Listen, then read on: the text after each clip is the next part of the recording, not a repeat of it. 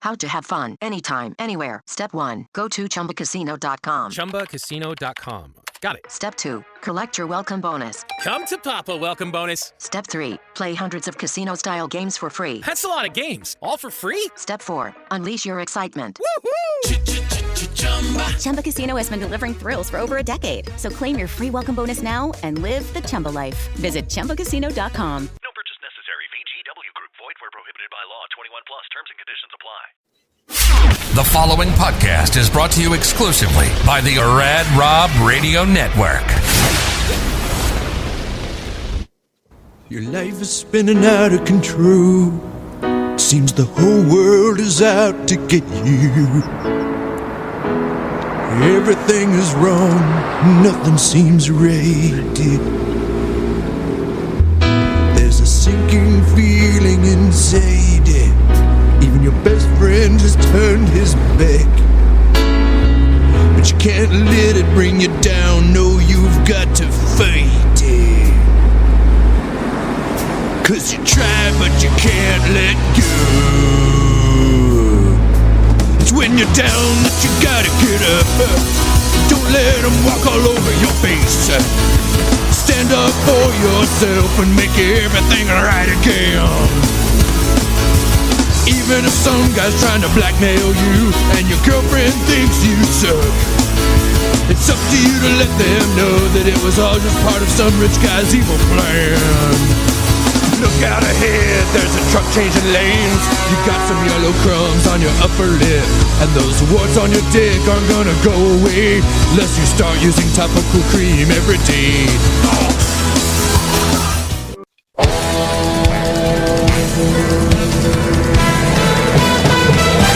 Welcome to Straight Up 5 with Johnny Petraglia Jr. This podcast is hard-hitting, in-depth, cutting-edge look into the sport of bowling. You will get unfettered access into the mind of one of the most gifted bowlers of this generation, who just happens to be the son of a living legend. So, without further ado, let's introduce you to the host of the show, Rad Rob Francois, Dr. Ocho, and the incomparable Johnny Petraglia Jr.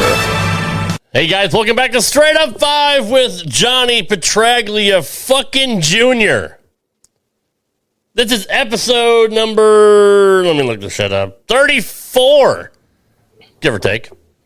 I'm your host, Rad Rob Francois, joined by, well, this is actually the show that he likes. He kind of likes the other show. It's growing on him like a fungus, but like a rash. Yeah, like warts on your dick. I hope you enjoyed the beginning song. That's an inside joke. Oh, that was played for real, like for the show? Yes, it was. Oh, yeah. Really? So, what's funny is you had it queued up on your phone before we started recording, and I already had it because it's important, man. Right. This is the real deal, and I had it queued up in my Rodecaster already. So it's pretty funny that we connected on that level. But what's up, Ocho? What's going on, man? Your life is spinning out of control. Such a good song. Anyways, I've been listening to it nonstop since we recorded Monday night for a rewind. Best part of week. Now, right now, if everybody wants to get the inside joke, we do the other show, the 80s show. It's the 80s, 90s, 70s, and a bunch of other old stuff show. Yep. You know, we still haven't dialed it in yet, but we're doing old commercials, commercials that tugged on the heartstrings or tugged on the brain strings, I guess we'd say, that brainwashed us to use certain products or jingles that caught our memory and we still know to this day. And it was a Folgers commercial that was so intense about the best part of waking up, and it sounded like the basketball song. So there somewhere in there is going to be a combo that we'll create with Matt Stone and Trey Parker's blessing and Folger's blessing, and we'll have this new hodgepodge of like, your life is spinning out of control, but the best part of waking up is Folger's in your cup. But you've got to fight it. You got to fight it. Put sugar in your coffee. Joining us as always is Johnny Petraglia Jr. What's going on, JP? You're fired up tonight. Man, I'm coming off one of the best days since being back on the East Coast. I played golf with my buddy JD, Tad, and Jeff today, and we teed off at noon, and we played 36 holes, man, straight through to about 8 p.m. It took me 40 minutes to get home, had myself a hamburger, got some smokes, and now it's time to dive into the wonderful world of Straight Up 5. Summer, and I'm at my sister's house, and everybody's here, happy inside, and I'm just in good spirits tonight. I like it. I really do. We have a lot to cover, and we're also going to get to our topic, which we were supposed to do last week, but we got off the rails like we always do, which is our favorite moments from Professional Bowling Tour on ABC from the 80s and 90s. But first, there is some controversy regarding a friend of yours. PBA bowler, or PBA Hall of Famer, Pete Weber. I saw the video on Facebook of him bowling. Was he at Kegel, I think? He was bowling the Senior Masters at Samstown in Las Vegas. Gotcha, Vegas. Okay. And I guess there's a heckler watching him bowl, and he threw a shot, buried a strike, and then gave her the old DX crotch chop that he's known to do. And if I'm not mistaken, did he get kicked out of the tournament for that? It was he was, I believe, the tournament leader, and that was his first round. And in the Masters, you have to lose 2 matches to be eliminated. So if you lose the first match, you go into the losers bracket. But he was disqualified after his antics, and when he was bowling against John Delaney, and the woman that was what's the word, tampering with him while he was bowling, or screwing with him when he was in the crowd, or whatever she was saying. Yeah. He responded back, that was John's wife. Oh, okay, gotcha. I didn't know that. Okay. Though they assess. So the big controversy is everybody already. Well, the people that hate Pete Weber, everybody, you're not gonna tell them to be on Pete's side, people are going to just believe what they want to believe. And honestly, Pete being a friend, Pete's always been a little off the wall, especially when his temper gets the best of him. We've seen it time and time again throughout his entire career. The same way we see it with somebody like a Resch, the same way you never see it from, say, a Parker or a Wes, But he's done that on TV, and he got in, and they loved it. Now he does it on a senior tour where no one's watching, and they freaking give him the boot. I kind of think that may have to do with the zero tolerance policy of fucking with people in the world that we live in now. What about the zero tolerance policy? They fucked with him, though. I mean, I almost feel like I think the DQ was a little steep. I definitely think that he should have been assessed some sort of penalty, because you're a professional, and forget about the actual act and forget about anything else that's going on. I mean, Pete's one of the most decorated bowlers to ever walk the planet, and everybody there is watching him. They should be ecstatic he's there. Exactly. So, it does come a point that, yes, these guys are bowling for their livelihood, but a certain level of respect for both bowlers and spectators is expected of any professional athlete. So in no way can I actually condone anything that Pete did, especially in the presence of the other spectators, a lot of which may have been children, So the last thing in the world you'd ever want to do is just put off that image that's okay. And I think I do believe that disqualifying Pete is absurd. Just fine him. I mean, because if USBC gave a fuck about anything, you let him keep bowling, you'll get even more spectators to the turnstiles just to watch him based off of that. So I thought it was kind of a dumb on the spot decision, but again, I think it does boil down to we gotta fix every issue that's out there now, Yeah, it's unfortunate. It really is. And he was very public about how he felt about it. Posting on both ends of the spectrum. Yeah, posting on Facebook to pretty much tell USBC to suck his dick. I'm okay with that. I'm totally fine with that. And I also do very much appreciate the apology. Anybody that's hardwired like that, anybody that's a little aggressive by nature and a champion the way that Pete is, they're also very brilliant as well. And they also usually typically come to their senses And I think the written apology that he submitted, whether he was instructed to send it or not, was heartfelt and genuine. And I think that he really realized, man, I should have never fucking done that. What the fuck was I thinking in the heat of that moment? I do believe that. I do believe that was a genuine apology. And I think that John Delaney's a respectable enough guy that I feel like he might understand it too. And I truly do believe Pete will apologize to his wife. Should he have spoken up for Pete? Like, it was just a heat of the moment, like, understand it. Yeah, she was giving him shit. He shouldn't be disqualified. Just, give him a fine. You're always on your wife's side, right? No, not me. No, she deserves it. She fucking deserves it. Yeah, no, I can't. I got to disagree with you there. I'd rather make the person I love happy than. Well, what complete, like, so you're saying a heckler? The heckler was the dude's wife. Yeah. Was she like? I don't know. Is there any indication of what she was saying? Like, is she like, I hope your leg falls off. I hope you fucking break a hip. I don't know. And obviously not in his backswing or anything like that. I actually wish I knew, dude. I actually have no idea. I feel like that's got to be part of it, man. Like, that's the whole "who do you think you are? I am" gimmick all over again, too. Where, he's like, yeah, look, he's like, cheer for him. I think he said he got booed or something like that. I don't know. You're allowed to cheer or boo whatever the hell you want, I think. I don't care about that. But, he cheered for his bad shot or something like that. And then he was like, it's called sportsmanship. I don't know. But, she must have been giving him the freaking biz a little bit. Yeah. Or cheering too loud or too constant when the match was close. But, again, it's competition, man. I mean. Right. That shouldn't be up to anybody to decide. And the guy who qualified 64th or 63rd has a chance to beat the top seed in a PBA major. I would be fucking screaming also. Right. This is uncharted territory for them a little bit, Right. So, I mean, but again, was she just, so like you said, we don't know. Like, she wasn't like, you got this guy's 5'2" or something like that. Yeah, I don't know. But anyway, I do appreciate the apology from Pete. I do think he was definitely out of line. I mean, you have to be a little bit more aware of your surroundings, especially when you are the pro in that situation.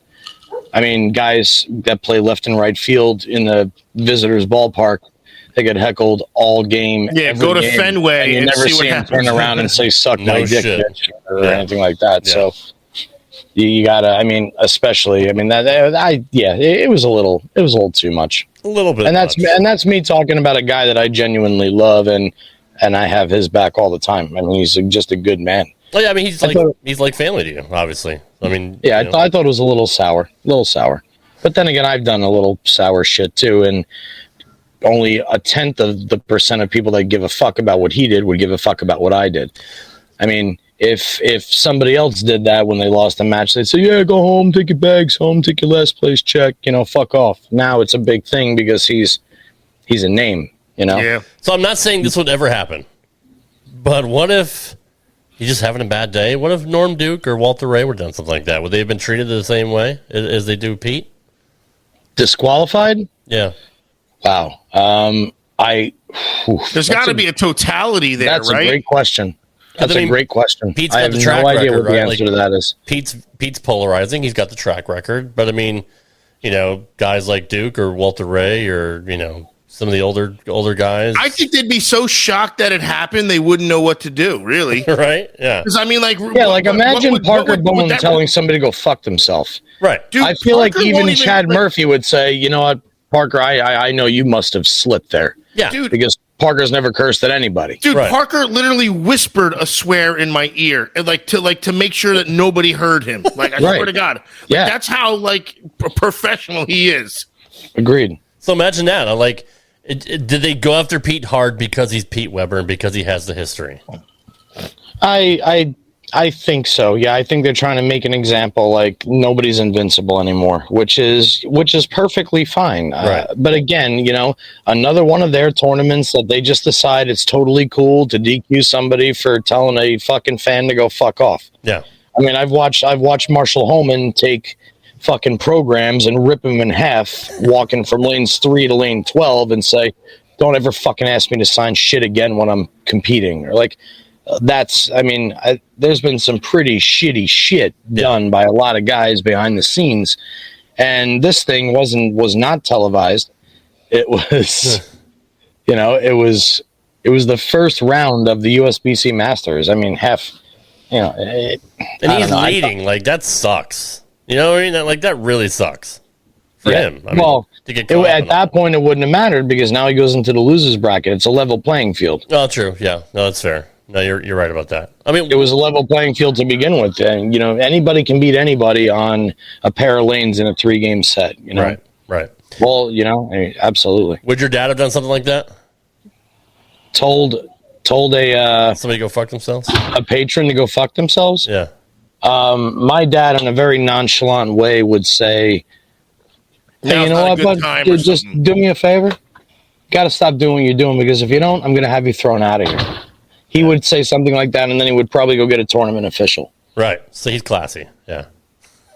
Now, look, Pete is Pete, right? I mean, like, he's a great guy. Like, he'll give you the shirt off his back. Like, he's a genuinely nice guy all around. But again, he's a competitor. He is Michael Jordan. He's next level, right? He has the edge.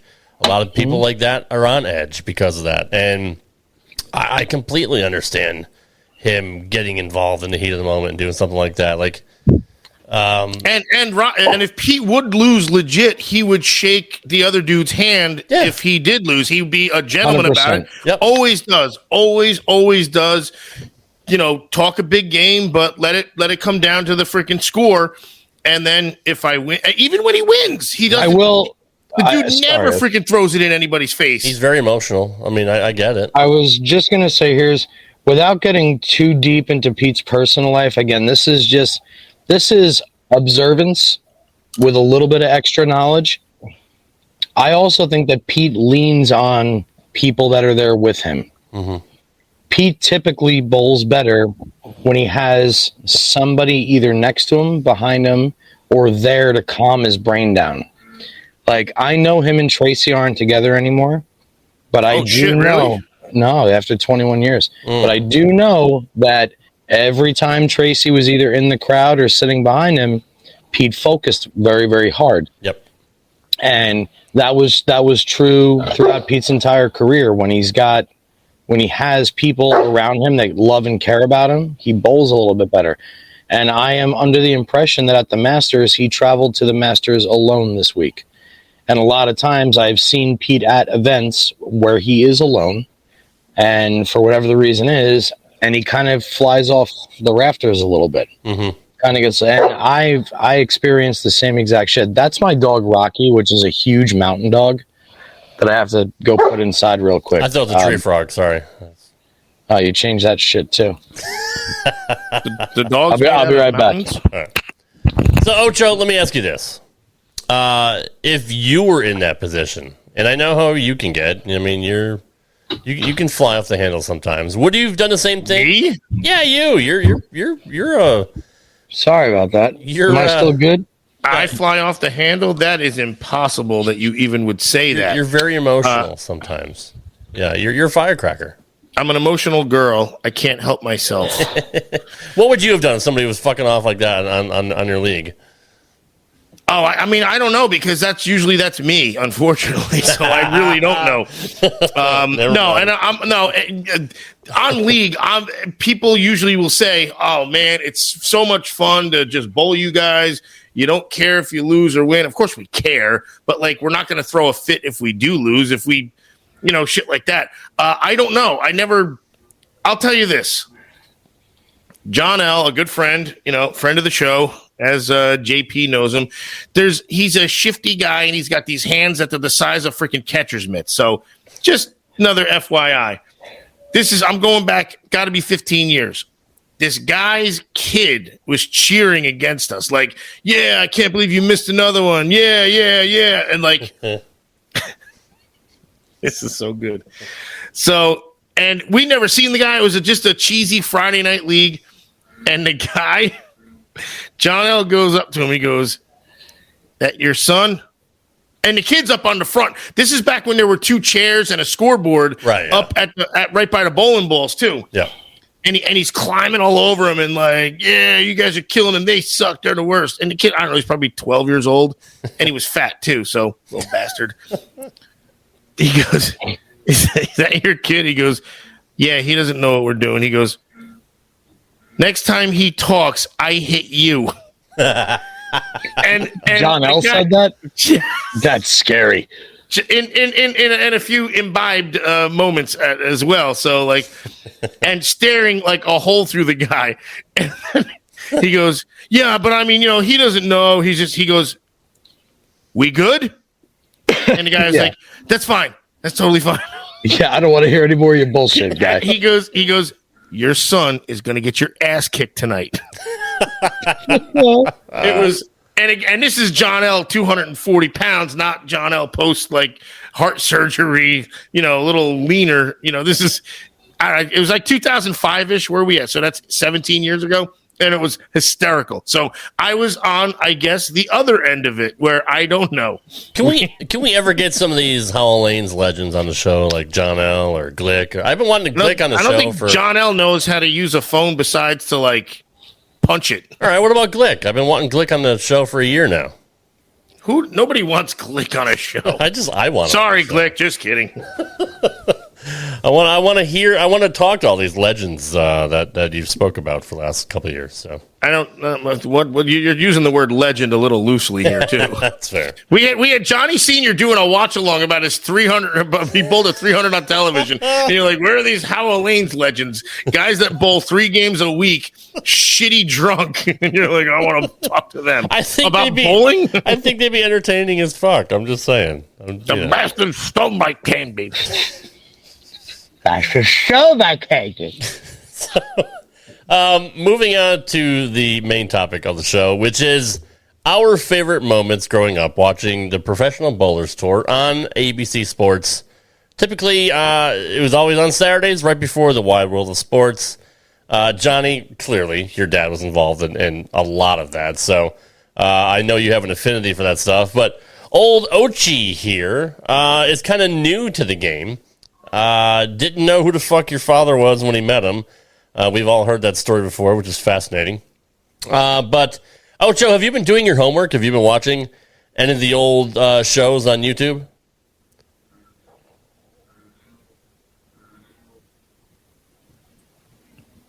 No. Of course, that figures. Johnny, over the years, what kind of stands out as some of your favorite things that you've seen on ABC? The first one that definitely comes into my brain is the 1996 Flagship Open in Erie, Pennsylvania at the Erie Civic Center. That was the year that Bob Learn shot 1129 for 4 games and ran the ladder. And on that show... Was your dad and Parker on the same show? Dad, Parker, Randy, John Mazza, and Bob Learn. Damn. And there was only 1 8 count on the entire show. There was a total of 83 strikes thrown in the 4 games. The low score on the show was 257. Bob Learn shot 300 to win $100,000 in his hometown in the arena and break at that time the all-time PBA 300 lead at 52. It was also the only show to date that Bob Learn missed a spare. He missed a 10-pin in the second frame against Parker in the semifinal match. And apparently a fan must have jumped up right by the pins with the specialized lanes. And tournament director at the time, Johnny Campos, allowed Bob Learn to reshoot the spare. And he made it and struck out and shot 280 against Parker, who shot 279. Damn. Oh. Yeah. So there was a lot of firsts on that show. There were 4,300 live fans in attendance. And Bob Learn won $130,000 that day in front of his hometown crowd with his family watching. And my dad was his first victim as he won 300, 279 over my dad. Then he beats John Mazza 270, 268. Then he beats Parker 280, 279. And then he finally defeats Randy in the title match with another 279 to Randy's 257. And we will never, ever, ever see a television show, a top 5 stepladder, like that ever again. It will never, ever, ever happen again. It was the most incredible show in my brain that I can really like just genuinely remember every shot by every bowler, every ball they were throwing, what shirt they were wearing. That's definitely like my big one. Dude, that's my number one. That's crazy. That's what a star-studded lineup, dude. And big scores too. And you know, the arena setting always had big scores. They were specially constructed lanes by AMF. And you said that was 96? Yes. So 95 was Easter 96. Okay, so in 95 in Erie was a split fire. So the split fire started in 1994. The split fire spark plug in 94 was won by Dennis Horan in the arena. Yeah. And then in 95 by Danny Wiseman. Correct. And Walter Ray was in the opening match of that one, which I remember him throwing almost like he's almost suitcasing the ball, like to take advantage of the oil. He's literally playing straight up 5. With a Violet Quantum. Yep. Throwing it with that suitcase release that I haven't seen him throw on any other show ever. Yeah, it's so funny how he was able to adapt to conditions like that and almost throw like a full roller.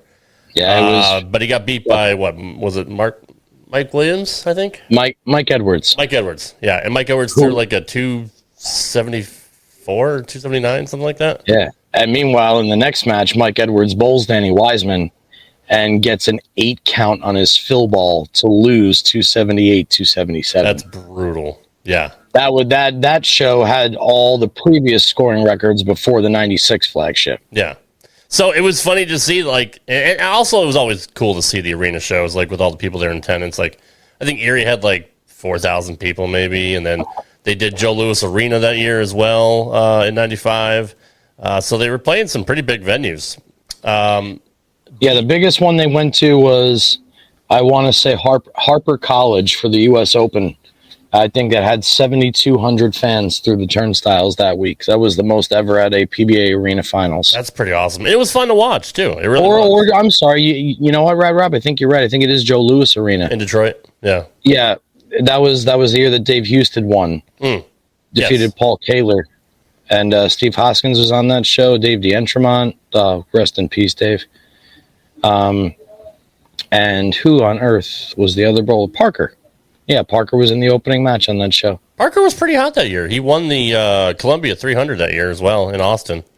That was the year. That was when Parker had made, like, I want to say 11 or 12 shows, and his opponents were averaging over 260 against him for the 12 shows, and he just couldn't win a fucking game. Yeah, it was sick. Felt so bad. He made every show anyway. It was crazy. Yeah, it was. Walter Ray had a pretty good year that year as well. He won the Rochester Open, which, man... In 96, Walter was player of the year. Yes, he was. And what's funny is in 95, he was the PBA president. Like, how is an active bowler allowed to become the president?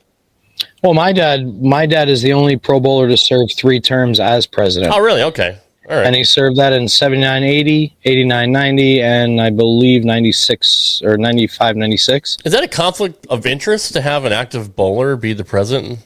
No, because the president is elected by the players and the players only. Ah, okay. Okay, I wasn't sure how that worked. The PBA players, the PBA, well, nowadays exempt players, whatever, the touring pros elect their president. Yeah.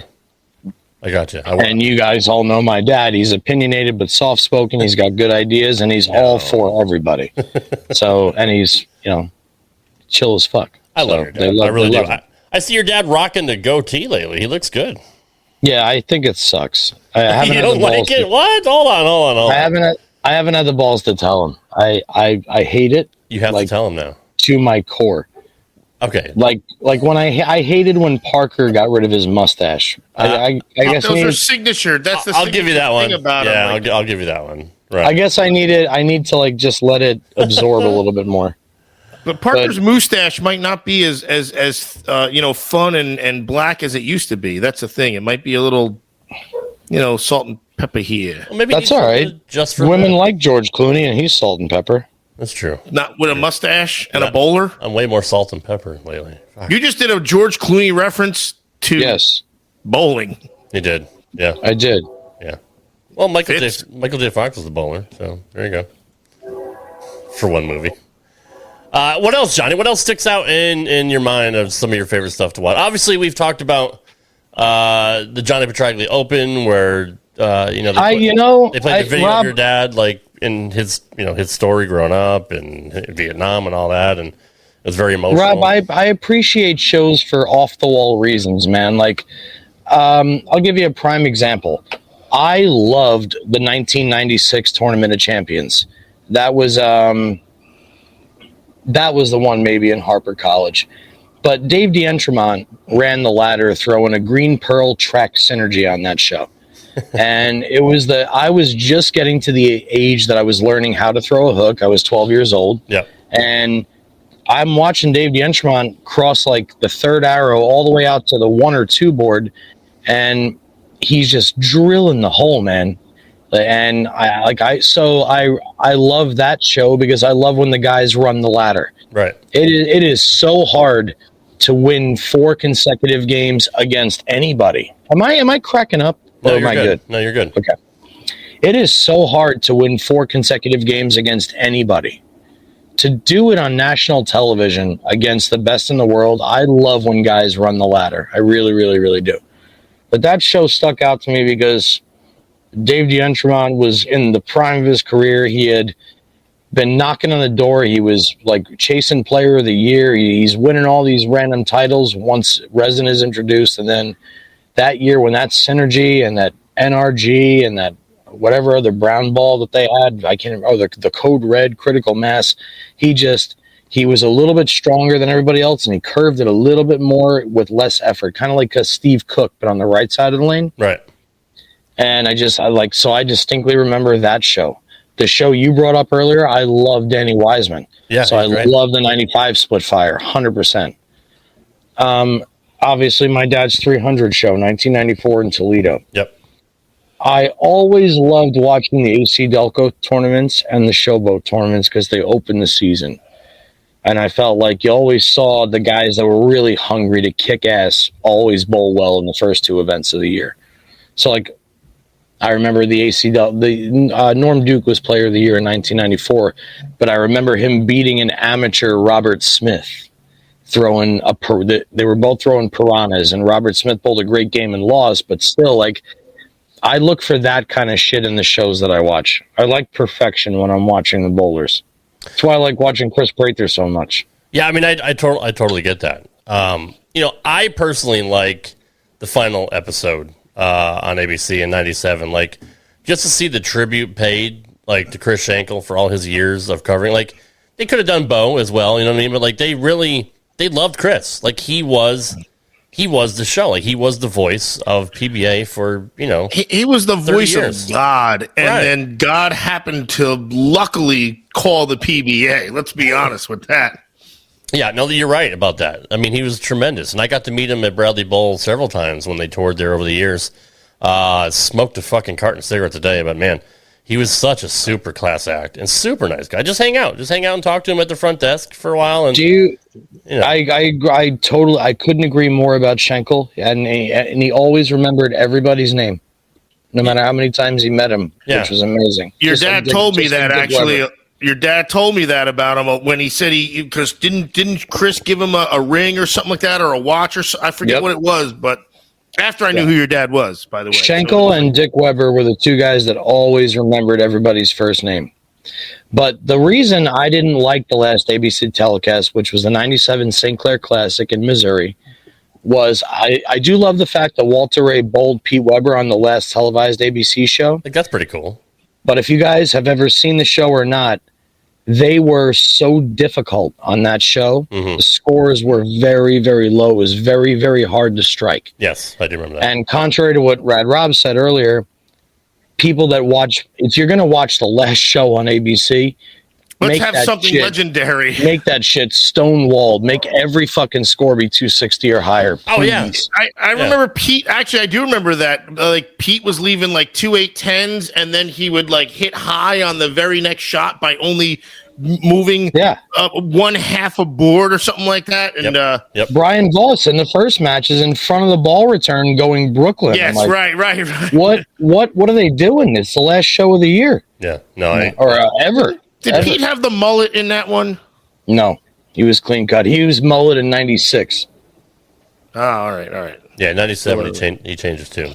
97 he cleaned it up a bit. And that was another fantastic. Maybe he had the rat tail or something. I don't know. Maybe that was something. I gotta take a look. But I'm going by memory. And look, just to show you how great Walter Ray is, right? Like 96 and 97, he was unstoppable. Like it wasn't just 1 year. Like 97, he was still on fire. He won like 3 tournaments. So I think he won 4 the year before, and 96 and 97, he was still on fire. Like, dude, that you want to talk about literally dead eye. Like we know all the horseshoe thing and all that, but like.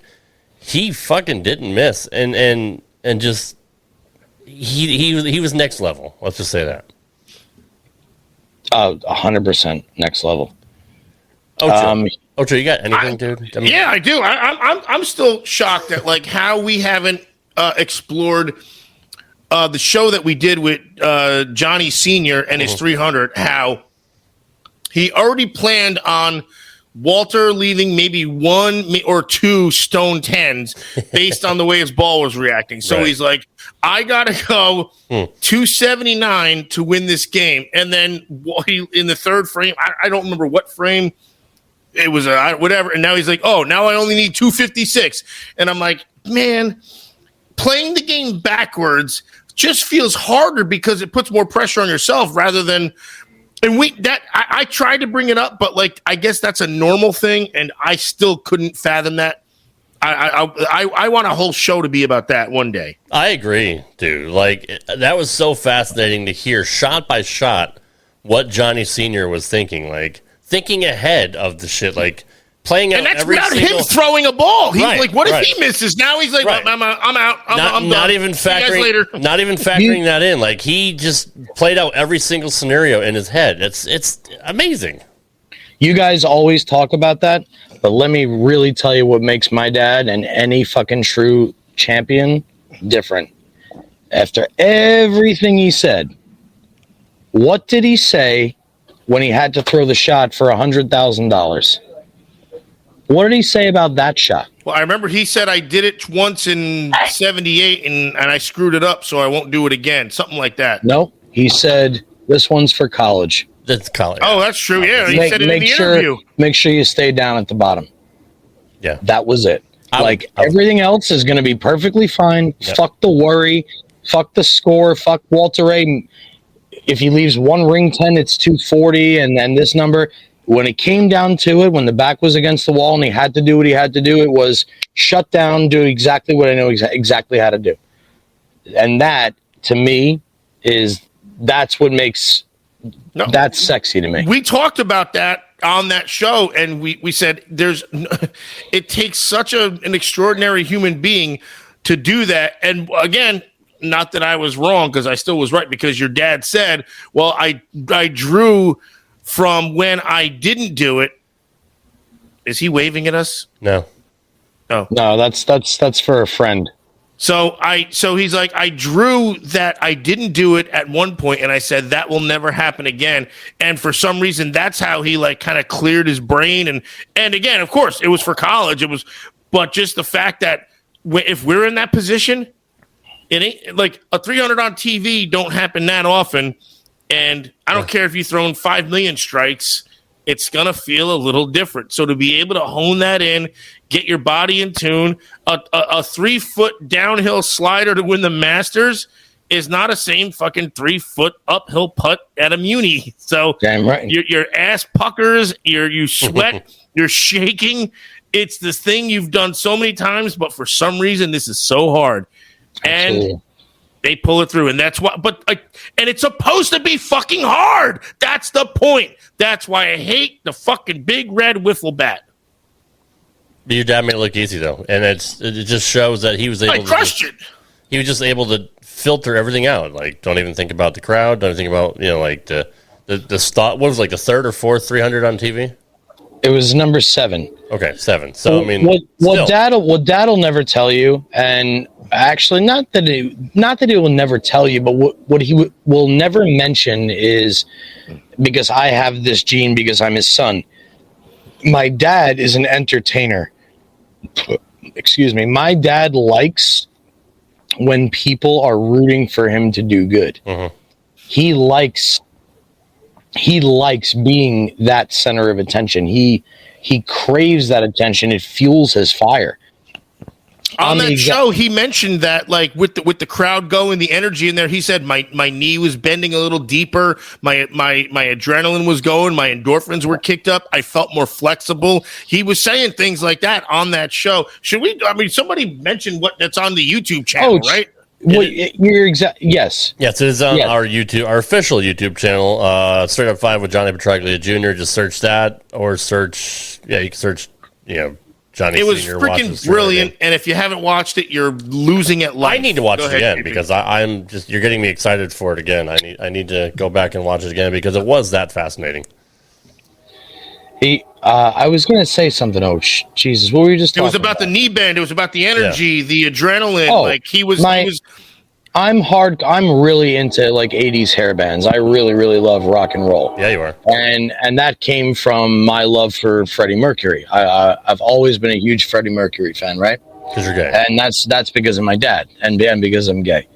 So that's what Rob said. I'm going with it right now.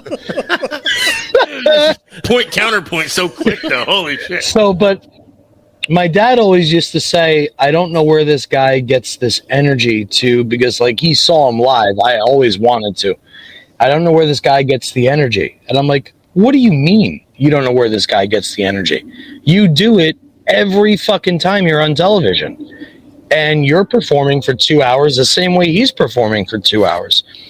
If you were standing in front of 50,000 fans that knew your bump, bump, bump, or like Radio Gaga theme, or your whatever the fuck else, or Fat Bottom Girls, and you got 50,000 people in a fucking arena screaming your fucking name. I don't give a fuck what drug you took or how much alcohol you drank. That energy alone is going to escalate your energy. Yeah. At least that's how I feel. And I know for a fact that's how he feels, but he doesn't think about that until he's in the moment, and then he misses it because he's just doing the act. However, of the energy. What's even harder, though, because it's easy to rage on a stage about these songs and feel the energy of the crowd, but there also is the time, like you said, you still got to shut it off. There was a cool commercial for golf, I don't know, about 10 years ago, and it said, the only thing that's more intense than 100,000 screaming fans, and then it went to like a 3-footer at the Masters, and it said, is 100,000 quiet fans until the putt sinks. Mm-hmm. And I was like, dude, you're Absolutely. right, because that's going, absolutely. It's almost like Freddie Mercury doesn't have to go, oh my God, I'm so nervous, we're going to play We Are the Champions next. Your dad was like, dude, I'm going to have to make an interview. I don't want to screw it up. I don't want to say Ace Hardware sucks. I don't want to, he's got to shut all that off to make this shot.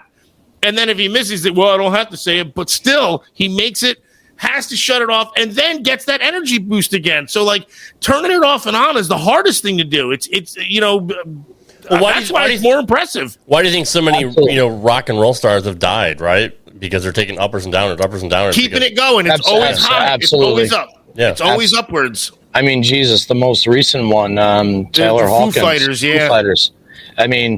Vocal about in and out of it, and then that fucking relapse, man. It's so disheartening, because I don't want to get too deep into this because I don't have enough information, but the older I get, when I hear the term overdose or OD, you're not ODing to kill yourself. Right. I don't think all the time. I think... No, you're trying to go up fucking higher, man. You know what, guys? I've been vocal about me. I could kill a bottle of tequila every night of the week. If I don't drink tequila for a year and then I go back to drinking tequila, I'm still going to try and kill a bottle. And I fucking, like I did in March, put myself in the hospital thinking I'm fucking dying. Yeah. So it's very upsetting to me to know that such a beautiful craft can take that much out of somebody. Look at Motley Crue's fucking the Theater album with the crying faces. How shitty that was. Yeah. Theater of Pain. That was like the most painful album ever to listen to from Motley Crue. It was. And in the dirt they talk about Keep Your Eye on the Money, Home Sweet Home, freaking You're All I Need. The You're All I Need, I think, was on Girls. Okay, no, you're right. Yeah. But I talked to Vince about this a while ago, maybe Too a year Fast and a for half Love, ago. I think maybe. That was Too Fast for was- Love was the actual album with Livewire. That was their Yes, first never album. mind. That's all right. Because Don't I'm worry alive. about that. You guys are fine. By the way, I'm Live. going to see them next week. Next You're Thursday. going to see them next week? Yeah, Poison, Def Leppard, Motley Crue, and Joan. Oh my God, I'm so jealous. Well, listen, real quick. I've been waiting 2 years to see this shit because of fucking COVID. If you get anywhere near the stage at all, just ask if Jana Elson is still working. Jana Elson. Gotcha. That's Brett's actual agent. Oh, cool. All right. Right on. And he's a Steeler fan, so maybe he knows him through Bettis or something like that. But no, what I was going to say is that shit, what the fuck was I saying before? It wasn't the Motley Crue, it was take me back. Help me out, somebody. Wait, what was the question? Nothing. It wasn't a question. I was going on something about it was the Motley Crue. You said Motley Crue. There was something else. Too Fast for Love. No, it was right before that. Are you talking about an actual album? No, it wasn't even about. It was about shit we were talking about. God Too damn. Young to Fall in Love? Oh my God. Uppers and Downers. Being Sad. Take a Wild Side? Damn it. No, it wasn't that. And then you said you're going to freaking see Motley Crue and Yeah, sorry. Def Leppard and Poison. God, I love Def Leppard. fuck. Oh, hell yeah, man. You know what I found out today about Def Leppard? Here's something and not a lot of people know. Def Leppard has only had one number one hit in their entire existence in the music industry. Rock of Ages? Nope. Then it's got to be Pour Some Sugar on Me. That was number 2. Hysteria? At its highest. No. It wasn't dude. Hysteria. No. Love Bites. Love Bite. Love Oh my Bites. God. Love Bite. Check it on anywhere. They're only number one You know, ever. ballads are usually the ones shit. that do that, though, too. Isn't that crazy? My wife loved that song. I thought they had several number one hits off of Hysteria. That's what I thought. No shit. And Pyromania. Yeah. I thought the same thing. Wow. Unreal, right? Only number one hit ever.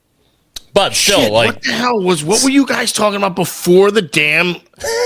We were talking about the energy from the crowd. We did that. We talked about the heroin with Nikki Sixx and why Theater of Pain sucked. And we were talking about overdosing. And we were talking about Taylor Hawkins and Foo Fighters. And we were talking about how it's such a beautiful craft can lead to so I was much. talking to Vince about this, actually. That's I was right. talking to Vince about...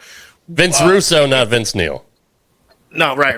Yeah. I mean, I don't know. That's actually a good time to clarify that. So I'm nice just saying. work. No, I didn't want to. That's the point, man. Maybe we get more freaking viewers or My bad. listeners or My bad, something. Alex. I mean, I found a Well, podcast. I and will it- follow him up with a Vince Neil quote to Rochelle. So go ahead. Okay. When I was talking to him, it was a year and a half ago or something like that. And we were just going over like with the creative mind is why is it so poisoned, and does it take the poisoned mind to be creative?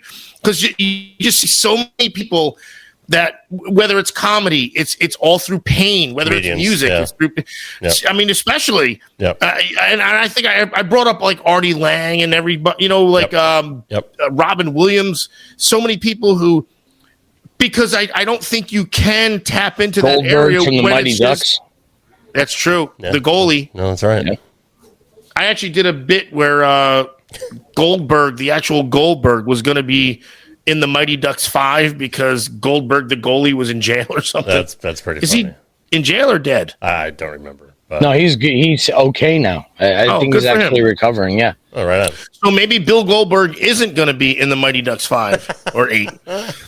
But no, and he was going. He didn't want to dive too much into what his own brain would do because he's doing his podcast and everything. And I'm like, but man, like it's like to have to be on or to stress about being on. Like you got deadlines, you have shows coming up. I picture people throwing a ball against a wall 800 times in a row, just like trying to knock something new.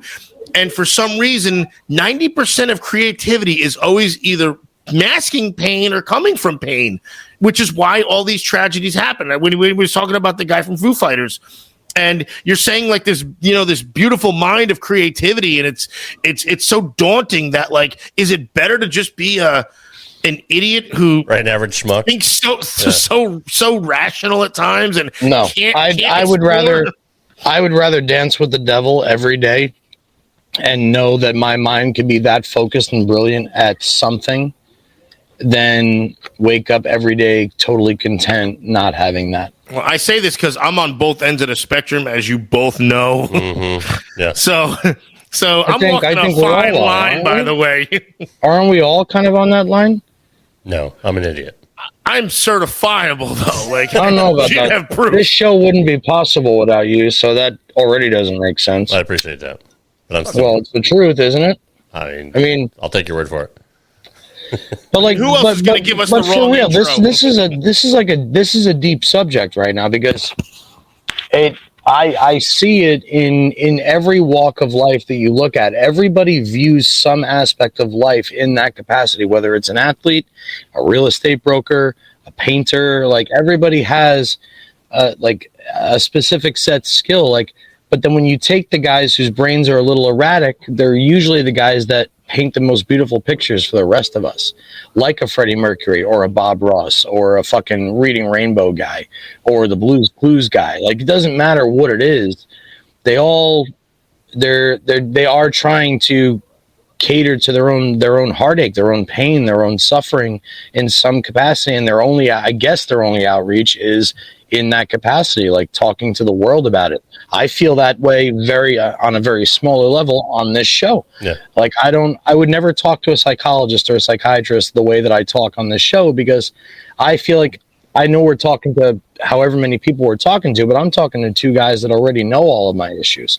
So I would rather talk to I would rather be unfettered with people that are going to try and come back and engage in the convo rather than tell me what I should be doing. It's like, well, motherfucker, you don't know me like that. I'm trying to make you understand what's up in my brain. We used to talk about that when we played golf, though, too. We'd always be like, this 4-hour escape where there isn't a thing of reality going on, but us doing dumb movie quotes or doing whatever is the best therapy session because it's the true shutoff valve for, again, 4 hours. Nope, how much besides stressing about golf, but like it was the true shutoff valve. And it's like, man, I could pay $30, play a round of Monmouth County golf, or I could see if my insurance covers $300. And you know what I mean? It was yeah, like, sure. Maybe we'll just do this once a week rather than that. And not that we knew better, but it's the and that's not even creativity. That's actual straight reality because that's hard enough. That's Agreed. fucking hard enough. Totally. So imagine that with the pain and then to express the pain. That's what I'm saying. Like, I don't know, like you're saying, like, yeah, we do have those walks, but like, I don't know that we can truly, because also, I don't know if it's humble upbringings or what, but like, I don't know that we could truly understand that magic that also matches the success that they had, because it's like, what a double-edged sword. Okay, because of my struggles or my brain pain, I'm a success. And it's like, it's almost like, is it survivor's guilt? Like, why do I deserve this? And these are people that would think this. I don't mean it like in a bad way. It's like, no, totally. That's what I'm saying. Like, totally. Is it better to, I get it. You don't want to wake up and go, oh, I just can't wait to go to work, come home, do nothing, sit home, and then. Although there's nothing wrong with people that do think that way. Understood. And honestly, half the time I've fucking been alive, I wish I was that way. I wish I was structured. It's the one thing I'm lacking in life, and I've always lacked is structure. We just talked about it last week after the show. You and I were. But what most people don't know, and most people want to criticize about, say, somebody like me, since it is my fucking show and we're talking about this, is they don't understand why, because they're not me. Yeah. Like, I'm sorry that I did grow up a little bit differently than you. I grew up with every job that was given to me was basic. I mean, granted, I graduated college. I have a fucking degree. I went through all that shit. But I did have privileges throughout my entire childhood when it came to bowling and my adult careers when I started. And where was I going with this? Well, I get it. But now I have to follow that. And that's very, very scary once you get to a point in your life where you're like, well, I'm not involved in bowling anymore. And like, now I have to relearn what to do now because I'm so used to that fast life that didn't require me to be at a job from 9 to 5. JP, 5 days you a told us maybe show number 3 or 4 that everything in your you weren't saying it in a bad way.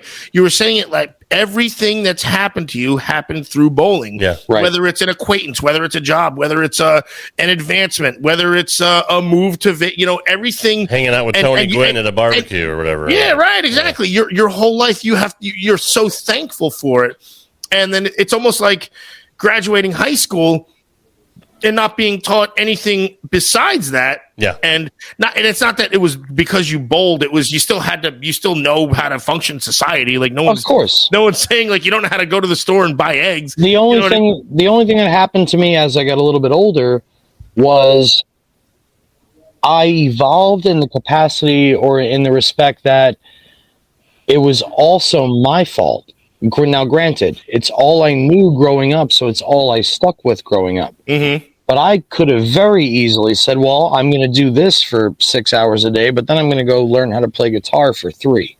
Or I'm going to learn how to do plumbing. So it was completely my choice to only do what I did.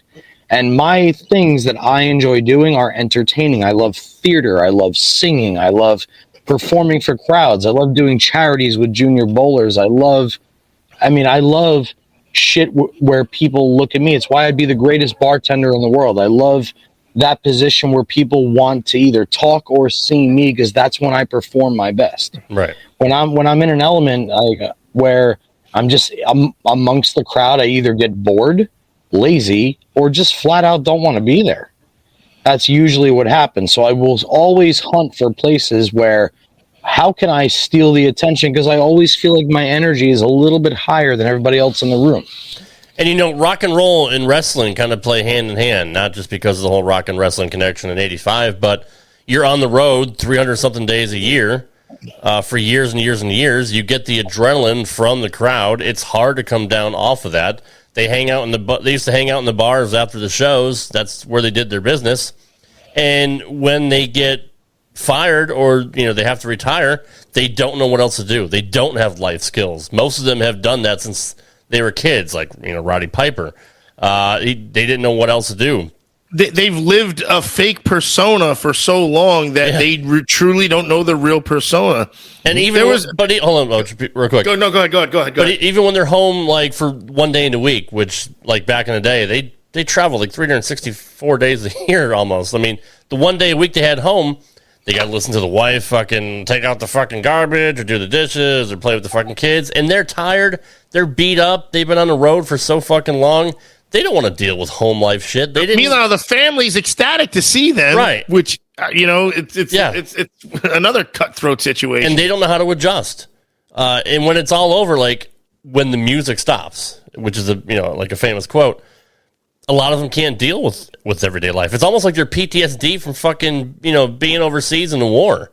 Because they can't. It's unusually similar, right? Actually, because they can't adjust with normal everyday life, and a lot of them just end up taking drugs to cope and end up dying too. A lot of wrestlers have been lost over the years. So there's also the other realm too, where like these people are so smart, their brains are so evolved that they're using, because we're using what 10, 15, I mean, Ocho uses probably 80%, but so we're using 10, 15% of our brain, and they're like engineers, chemists, rocket scientists. They're so smart and so calculated, but they have a driver that has to drive them to and from work because their brain is so on with that they can't fathom directions. And it's a real freaking thing. True. I don't know the name of it, but it's a legit thing where like something, because if your brain is firing at that high of a level, you almost lose. It's almost like filling up a glass with so much stuff, like so much vodka, and then there's nothing left. You can't put any water in it. So that's their brain. It's so full, they can't even fathom what a telephone ring sounds like or something like that. Go ahead, man. They're always lacking something else, right? Like they're so fucking ultra super smart. They don't know what it's like to just have normalcy or open up a fridge or something like that. That's a prime example. Just because Chewy's outside right now. Chewy's necklace that the thing you walk him with? What's it called? Thank you. Collar or a leash? Collar. His collar. You have to like put a chain through a chain and then like connect something. Right. And then when you take it off, you just pull the chain. I can't figure out, even watching Chris or my sister, how to do it. What hole goes through what and then pulls it tight. I look at it and then as I'm looking at it, I say to myself, you are not dumb. You are not. I don't know if it's because I'm lefty or like what side of my brain operates, but like I can talk to anybody about anything. I could carry a conversation, make friends with anybody in the room. But it could be fishing, it could be fucking a cruise, it could be anything, and you'll tap into it. But if you do something like that to me, I have no fucking clue what to do with it. I'm the same way. And that shit, dude, Rob, like you're saying, that shit drives my brain fucking crazy that I can't figure it out. Because I can figure out anything. I can't figure that out. Yeah, like a Rubik's Cube, prime example. Fuck getting a Rubik's Cube done. I can't get one row of one color of one fucking side, dude. At all. Yeah. Like I can do a Rubik's Cube too. I'm the other side. My brain doesn't see it. Yeah. I'm the same way with a lot of things. Like I'm not handy at all. Chris. Like I'll look at fucking instructions on how to put something together, like a cabinet or whatever, and I'm like, fuck it. I'm done by like step 2 because I can't comprehend it. I just can't visualize There's it. usually pictures though. And like I know, but I have no skill. And that makes it even worse. Handy, though. Like, the pictures make it fucking worse for me. Yeah. Yeah, I'm not handy at all. Put this screw through here. I'm like, I can't see that. Like, I can't do that. Like I can hook up my. I'll break the fourth wall. JP was literally just talking like after the show last week. We're sitting out on the deck and we're shooting the shit about this, and he's like, "Man, I just want to build a house. I want to do it. I'm not ripping on you or anything. I thought like it's rip as much as you want. It wasn't. I'm not ripping. I'm not. It was like rip anyway. Here's what he thought. He thought he was less of a person because he doesn't know construction, and I'm like, what? And it was a moment too, and I shouldn't even be talking about it. But I was deeply upset about it. I could tell. Yeah, I was hammered. So no, but and I'm like, I can't drill a bowling ball to say I can use a drill press to freaking, I can frame something with a drill press. You can drill a bowling ball. Well, yeah, you could talk about the asymmetric inside mushroom core bullshit. I don't even know what the fuck. Right, exactly. I know. Like, if anything, that's harder for me because I want straight lines, man. Like, I want plumb shit. I can frame out something and build a fort because I know what it's almost common sense. Gravity goes down, support should go up. He's making me feel really good right now because I'm like, what the fuck is he? It's the same thing I told him. I didn't know the first fucking thing to do with a fucking fort. I'm like you can drill a hole in a bowl. I'd be like, I fucked it up. I don't know where it's going. This thing is so screwed. I used the wrong bit. I'd go through the damn thing. It would look like Earth spinning on an axis. Dude, I'm like, I can hook up any TV. I hooked up my entire fucking studio here without any just common sense to me, right? It's just. Some people are just good at certain fucking things and just really aren't good at other things. I could do all that. I could hook up any kind of electronics, but I don't know how to Johnny. I don't even know how to fucking put together a cabinet with the fucking with the directions and all that. I just can't. My wife does it. I literally don't have the patience for it either. I can't. I just get fucking. You stare at it, you throw it down, and just say no. Fuck it. I get frustrated. Yeah, no, for real. The craziest thing is I don't give a fuck at this point. My dad can't make a waffle. He knows how to make a cup of coffee and does 1 cup hot shot. And he knows how to go to the store and buy bagels and a 1/4 pound of salmon, which is enough for him. He was supposed to build a shed after that 94 not enough for anybody else. But what he does know how to do is fucking hang Christmas lights like a boss. He can hang fucking Christmas lights like a boss. But that's the only real thing around the house that I really remember my dad working on. It's weird, right? It's just weird how we're all just kind of good at one thing, and when it comes to something else, we're like... if you ask me to look at the engine of a car, I'd tell you to go fuck yourself. Yeah. That's not even funny as But a again, joke. that's also influential too, because my dad could fix anything and everything, and he had every tool. And so if I had a dirt bike, he'd be like, "Oh, I'm not going to fix it for you, you goddamn asshole. You go." I'd have to figure out where the valve is, where the timing chains are. Rochelle's daughter, Derica, got into stun riding Harleys, dude, and just decided she wanted to learn how to unbuild and rebuild her Harley, and now she fucking does it every day. It's so cool. They're not as complicated as you think. And everything's for dirt bikes, dude. Everything's a freaking 8 millimeter, 10 millimeter freaking socket. So that's all you need. You can rip apart the whole thing in about freaking 18 minutes at most. I helped my dad replace his engine. He used to have a 1970 Corvette Stingray LT1. And I don't remember one fucking thing that we did. Like, it took us a couple of months to do it. We did it just, for a couple hours a night or whatever. But he knew every single fucking thing and every single part of that car. Nowadays, you probably couldn't do that because of all the. But you got to be interested too. If you're interested in it too. Like, I remember like taking biochemistry in school, and I'd be like, man, if they did it, if this was on Sports Center, I'd be the king of biochemistry. But like the fact that this guy is telling me like these stupid Krebs cycle shit, and I'm like, I have to draw this out. Right. What the fuck is this? Yeah. Like, are you kidding me? Yeah. And I was never a car guy either until I got into RC cars, and then that progressed. But but it's all if again, upbringing, but also there's got to be a little DNA thing that makes you want to do it. Because absolutely, no, you're absolutely right. And I'll tell you another fault of mine. I have trouble finding things, even if it's right fucking in front of my face. Like, perfect example. Like, I was maybe 18, 19 years old. I'm in the garage with my dad, and he's like, "Go give me that blah blah blah off the shelf." And I'm like, "All right, I know what it is. I know it's like I know what I'm looking for. It's not like I didn't know what it fucking looked like." You didn't, right? You didn't. And I'm looking around. I see all these screwdriver. I see all these things on the shelf, and I'm looking around. He walks up. He's like, "It's right fucking here." I'm like, "Oh, Jesus Christ!" Like, I have trouble literally finding things. So you actually visualized it, saw it, and it didn't compute that's what it was for some reason. Couldn't fucking find it. To this day, I have trouble finding if I'm looking for something in a cabinet or whatever. My wife will fucking pick it out right away, but I can't do it. Every so often, I do the same thing, so maybe that's more universal. Maybe. But that has nothing to do with...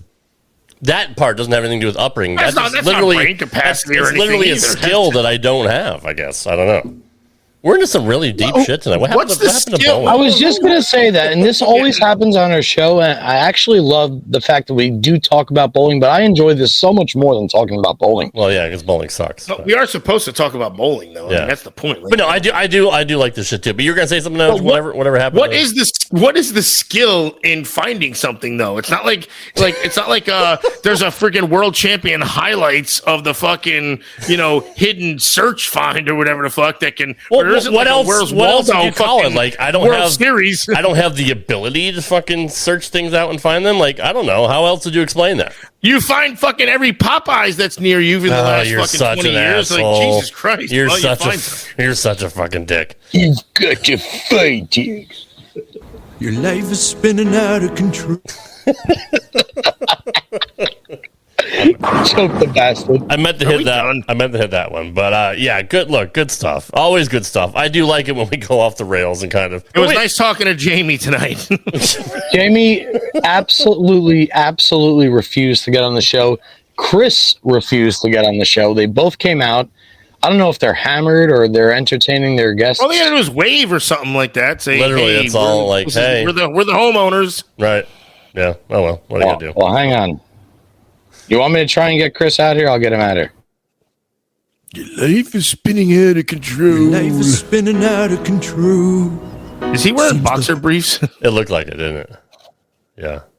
Which is fine with me, really. I mean, the one time we don't go live, go figure. Yeah, go figure, right? Looks like they're having a lot of fun inside that house, though. I'm just saying. I'm watching heads back and forth. That's what I was looking at. I was like, is part of it his shoulder? Is there hold on. He just looked back. It looks like a discussion. No, they're not coming. It's a discussion. Yeah, not coming out. No. We already know they're not coming. No. He's looking back, but he's like, nah, fuck those guys. No, we already know. Yeah. Oh, maybe. Wait, hold on. This is live. Yeah, come over here. This is live. We're trying to read lips. Like, oh, he's moving. Oh. All right. So listen, I explained to my lovely sister that it was important that what did you say, Oach? 187 people wanted to congratulate her on this awesome new thing that just happened today. 188 now. All right. Well, 68. I'm gonna throw her on the headset. We are audio. She was nervous about looking that much better than me. So at least everybody, say hi to my sister Jamie. Hi to my sister Jamie. Hello, everybody. Hello, Congrats. Jamie. Yes, congratulations. Thank you very much. Did Really he just kick you in the appreciate it. head? It looked like he was doing the He was trying to step over the headphone and cord. then shut it off real quick. Gracefully, I might add. Yeah. So you're excited about the house? Yes, it's kind of a bittersweet. The house that we're currently in, we absolutely love it, but we had to get away from a flood zone. So at least now we're moving to the town that we've been hoping to move to for a while. So we're very excited. That is good. That is really good when that works out that way. Is Johnny going to stay with you guys for a while? Or? Yeah, but I'll be putting him to work. He's definitely going to paint something in the new house. Yeah, that's a good idea. He knows how to paint. We know that. He knows how to paint. There's really nice panels in the basement. If it's completely on ground, that's underground. It's perfect for him. You got to keep him busy while he's Use there. the brush in the slits first, and then cover the rest. Yeah, you're a pro. So this party, this is this is the celebration of getting the house or leaving this house. Which one is it? Or is it a little bit of both? The party? Well, I don't know if it's a party. I mean, I see like a few heads in the background. Like we're older. We're way older. We're in our 80s. So inside our closest friends who already live in Hillsborough, this was the telling them that we're going to be their neighbors. Gotcha. Oh my stars! One of them was your college roommate, right? Yes. Well, they both were kind of. The girl that's inside was my college roommate, and her now husband went to the same school as us. So you guys are playing beer pong, flip cup, all that stuff, right? Is that still things that people do or no? I don't know. Oh, yeah. Oh, okay. Oh, yeah. See, I sound young now all of a sudden. Yeah, you're hip. Yeah, for sure. James Look, Vanderpeek knows his shit, Jesus, man. Hell yeah. Don't start flexing. So, hold on. What everybody really wants to know, Jamie, is what it was like to grow up with the one and only Johnny Petraglia Jr. You got any dirt on Johnny? She's got a ton of dirt, I'm sure. I'm sure I do, but out of respect for him, I won't share any of it. But we don't have any respect for him. Don't worry, it's fine. That's unfortunate. Tell us how he tried to imitate Don Mattingly's stance. And oh shit, that was me. Shit, I'm sorry. Never mind, I forget that. Was he at least good to you growing up? he was the best. Good. The absolute best. We are 6 years apart, so there was a time in our lives where we really didn't see each other that much, but when we were real young, it was, home videos constantly, and he always tried to get me involved with his friends. We would play manhunt and hide and seek in the dark in the house. See, that's like real. That's like, you see, dude, that's real stuff there, JP. Yep. Fucking whacking her with the paper rolls at Christmas time. Yeah. But but you also learned like what not to do then, I guess, as he started to progress in his ventures. You were like, man, well, I'm not going to do that. I think I'm going to kind of sit tight on this one here. Was he overprotective? I can't. What do you say? Were you overprotective? I wouldn't say that. I didn't have to be. She's smarter than me. No. I'm also a lot less outgoing than he is, so there weren't too many people he had to watch out for. That's fair. No, that's fair. Plus, I'm scary as fuck. Yeah, no, that's true. True. Yeah, but it's crazy. After he moved out to Vegas, I feel like we actually got closer because we missed each other more. Well, that'll do it, though. That'll do it for sure. Yeah, absence makes the heart grow fonder, for sure. Yes. But are you glad to have him back for now? Very glad. Yeah. Very glad to have him back. It's good to see him home. It really is. You can tell his whole demeanor's changed too. So it's good. Well, thanks for popping on the show real quick. Thank you for having me. Thoinks. That's what we say here on the Straight Up 5. We say thoinks for some reason. I don't know why Rob does it. That's his tagline. I have no clue. You're an asshole. All right. Well, thanks then.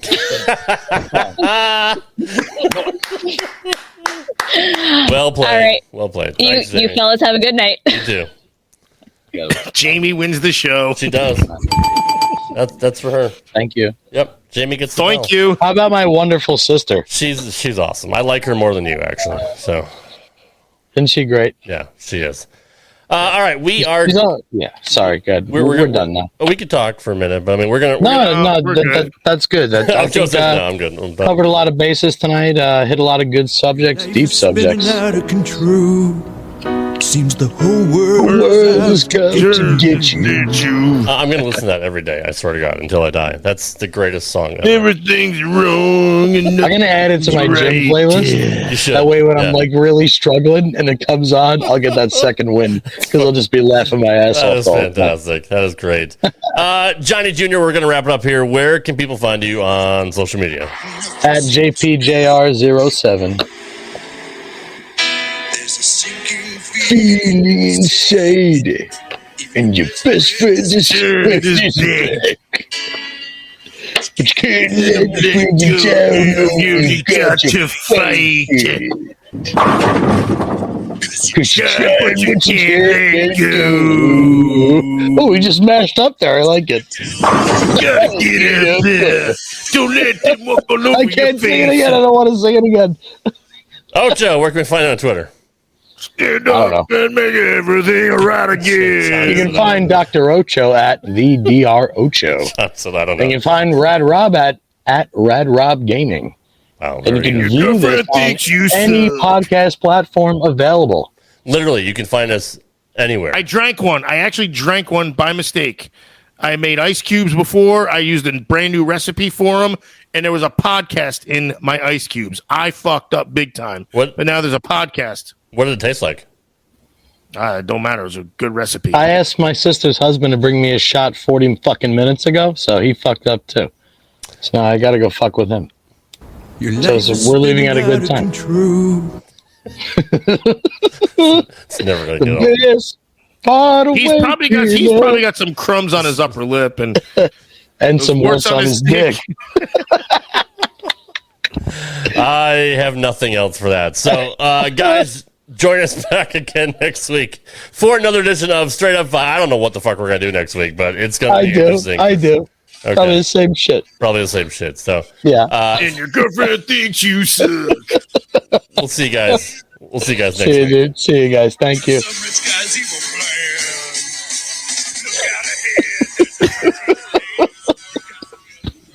Thanks for listening to Straight Up 5. If you would like to send your questions into Johnny Jr., send us an email at straightup5@gmail.com. That's straight up FIVE@gmail.com. We'll see you next time for another edition of Straight Up 5 right here on the Rad Rob Radio Network.